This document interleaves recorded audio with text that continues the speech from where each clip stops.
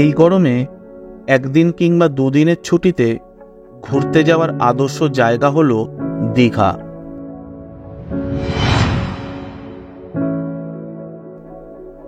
দীঘাতে গেলে আমরা সকলেই কম বেশি ভালো হোটেলের সন্ধান করি।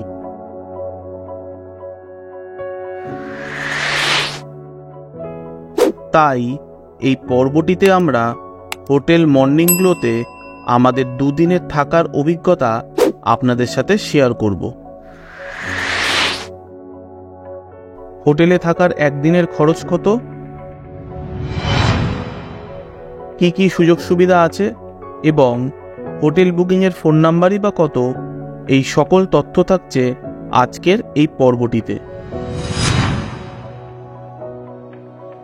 তাই ভিডিওটি শেষ অবধি দেখার অনুরোধ রইল।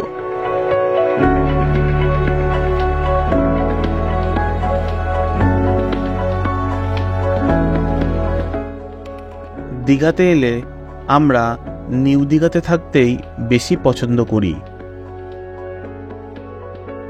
কারণ এই নিউ দীঘাতে নতুন নতুন হোটেল এবং এই হোটেলগুলির লোকেশন আমাদের ব্যক্তিগতভাবে খুবই ভালো লাগে।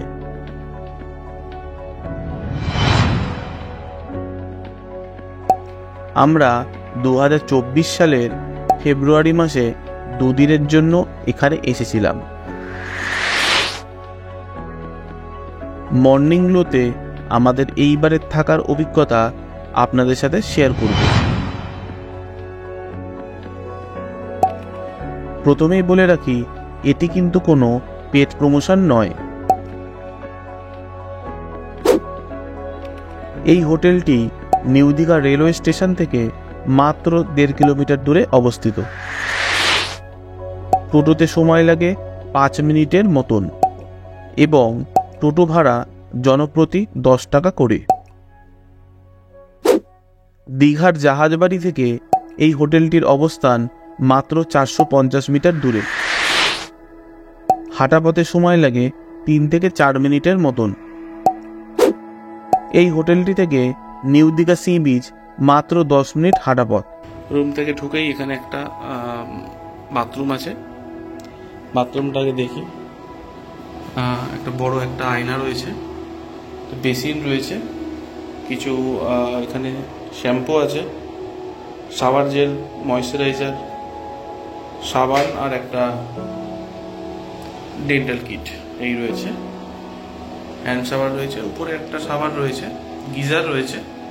আর সব থেকে ভালো যেটা হচ্ছে এখানে পুরো স্যানিটাইজ করা কোমরটা। এখানে এক্সস্ট চলছে।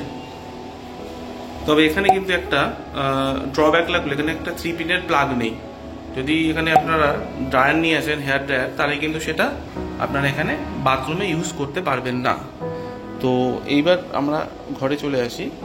এখানে দেখুন একটা ডাস্টবিন আছে, এখানে জিনিসপত্র রাখার একটা জায়গা আছে, একটা মিনি ফ্রিজ আছে। ফ্রিজটাতে কিছুই নেই, চলুন আসুন দেখিয়ে দিই আপনাদেরকে। ফ্রিজটাতে কিছুই নেই। আমরা লাগেজ রেখেছি। এখানে আমার ল্যাপটপটা খোলা আছে আর এখানে টিভিটা রয়েছে। এখানে চা কফি কটা স্যাশে দিয়েছে, জল গরম করার একটা কেটলি দিয়েছে, 2টো জলের বোতল দিয়েছে, 2টো গ্লাস আর যেগুলো নর্মাল দেয়। এটা একটা ওয়ার্কিং ডেস্ক, এটা খুব ভালো, এটা খুব আমার কাজে লাগবে। ওকে, তো এখানে একটা ওয়ার্ড্রপ আছে। ওয়ার্ড্রপটা একদম বেসিক, কিছুই নেই এর মধ্যে। নিচে 2টো বালিশ রয়েছে এক্সট্রা। তো এখানে একটা বড় একটা মিরর রয়েছে, এখানে একটা 3 পিনের প্লাগ রয়েছে, আর এখানে একটা চিরুনি দিয়েছে। এখানে একটা বসার একটা চেয়ারও রয়েছে। আচ্ছা, এবার চলে আসি আমরা এই পার্টটাতে। এখানে সোফা রয়েছে, সোফার সামনে একটা টেবিল রয়েছে, এটা ইন্টারকম রয়েছে, এখানে একটা ড্রয়ার রয়েছে। আর এই হচ্ছে বিছানাটা। মোটামুটি যদি বলেন প্রাইসের দিক দিয়ে, এটা কিন্তু আমাদের ঠিকই আছে। প্রাইস কত আছে না আছে সেই সব ব্যাপারে আমি পরবর্তীকালে আপনাদেরকে জানাবো। এখানে একটা ছোট্ট একটা টেবিল মতো রয়েছে, এখানে দুটো চেয়ার রয়েছে, আর এখানে একটা ব্যালকনি রয়েছে। চলুন।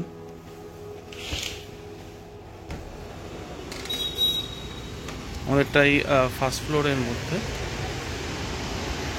Hotel morning glow. আর এই যে সামনে এইটা হচ্ছে সমুদ্র। ওকে, আর উপর থেকে যদি দেখুন এই নিচটাতে সুন্দর করে আর্টিফিশিয়াল গ্রাস দিয়ে দেওয়া হয়েছে এবং 2-3টে বসার জায়গা আছে। হোটেলটা মোটামুটি ছিমছামের মধ্যে ভালো। এটি হলো ওয়েটিং এবং রিসেপশন এরিয়া।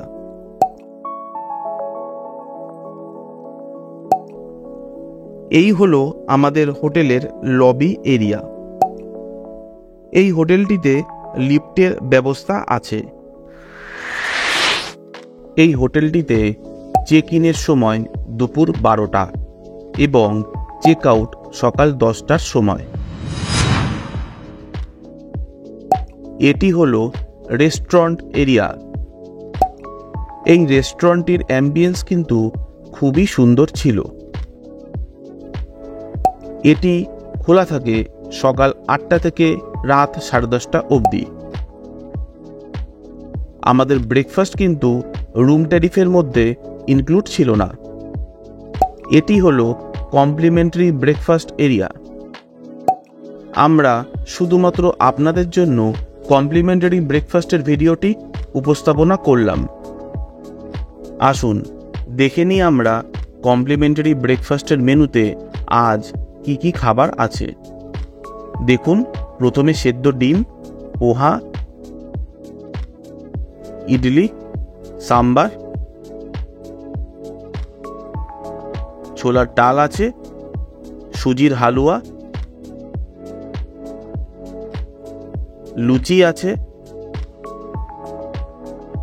কাঁচা ছোলা, ইডলির জন্য নারকেলের চাটনি, কর্নফ্লেক্স এবং চকোস, দুধ আছে, চা আছে, ব্রেড বাটার এবং জ্যাম রয়েছে। এই জায়গাটি খুব সুন্দর করে সাজানো। আপনারা চাইলে এইখানে বসে সকালের জলখাবার এবং বিকালের স্ন্যাক্স উপভোগ করতে পারেন। এই হোটেলের কিছু নিয়ম আপনাদের সামনে তুলে ধরছি। বাইরের খাবার নিয়ে এই হোটেলে প্রবেশ নিষেধ। ভেজা পোশাক পরে লিফটে ওঠা নিষেধ। কমপ্লিমেন্টারি ব্রেকফাস্টের সময় সকাল 8টা থেকে সকাল 10টা অবধি। রাত 11টার সময় এই হোটেলটির মেন গেট বন্ধ হয়ে যায়।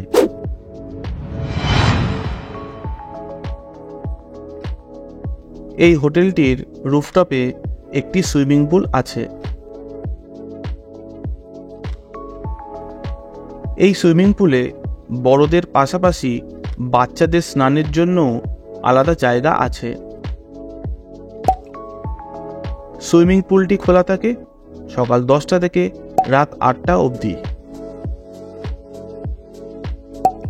একমাত্র সুইমিং কস্টিউম পরেই এই সুইমিং পুলে আপনারা নামতে পারবেন। তবে এই সুইমিং পুলে কোনো রকম হার্ড ড্রিঙ্কস অ্যালাউ নয়।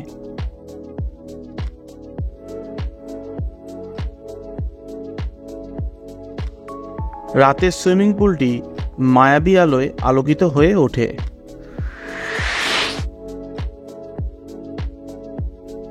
এই রুফটপে সুইমিং পুলের পাশাপাশি একটি সুন্দর ক্যাফেটেরিয়া আছে।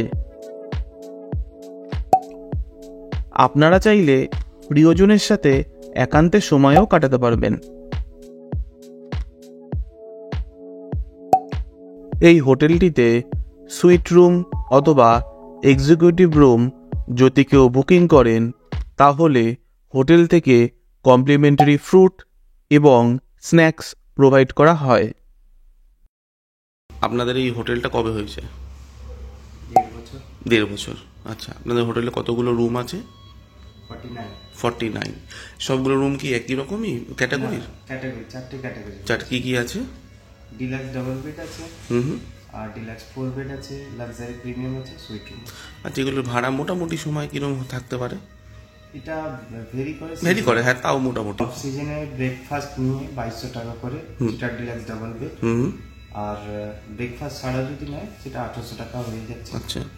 এবার ডিলাক্স 4 বেড যেটা আছে সেটা হচ্ছে 3500 রুপিস, আর ব্রেকফাস্ট ছাড়া 3000 এ দাম হচ্ছে।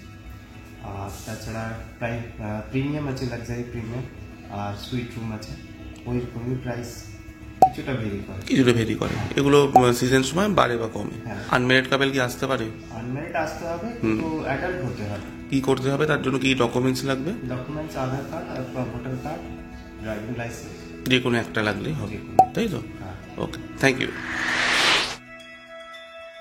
আমাদের থাকার অভিজ্ঞতা হিসাবে আমরা এই হোটেলটিকে 10-এর মধ্যে 9 দিলাম। আমাদের রুমটি বুকিংয়ের জন্য খরচ পড়েছিল পার ডে 1716 টাকা করে। তবে এর মধ্যে কিন্তু কোনো রকম কমপ্লিমেন্টারি ব্রেকফাস্ট ইনক্লুড ছিল না। রুম বুকিংয়ের ফোন নাম্বার আমি স্ক্রিনে দিয়ে রাখলাম।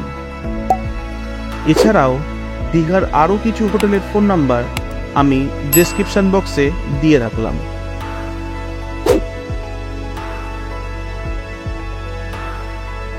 খুব তাড়াতাড়ি ফিরছি নতুন একটি আকর্ষণীয় পর্ব নিয়ে।